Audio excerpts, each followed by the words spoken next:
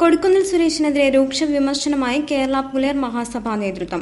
KPMSനെ ഒന്നിപ്പിക്കാൻ ചുമതലയുണ്ടായിട്ടും രണ്ടായി തകർക്കുന്നതിന് മുഖ്യ പങ്കുവഹിച്ചത് കൊടുക്കുന്നിൽ സുരേഷാണെന്ന് KPMS സംസ്ഥാന നേതൃത്വം ആലപ്പുഴയിൽ വാർത്താസമ്മേളനത്തിൽ ആരോപിച്ചു.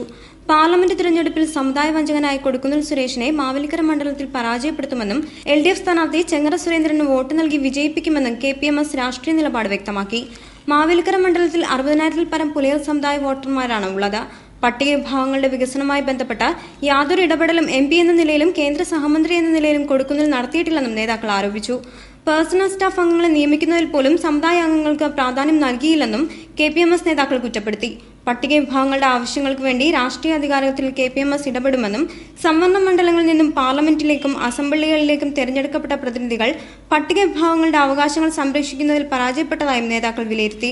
ഈ സാഹചര്യത്തിൽ മാവേലിക്കരയിൽ LDFനൊപ്പവും തിരുവനന്തപുരം, കൊല്ലം എന്നീ 2 മണ്ഡലങ്ങളിൽ BJPയും പിന്തുണയ്ക്കാൻ KPMS തീരുമാനിച്ചതായും നേതാക്കൾ അറിയിച്ചു.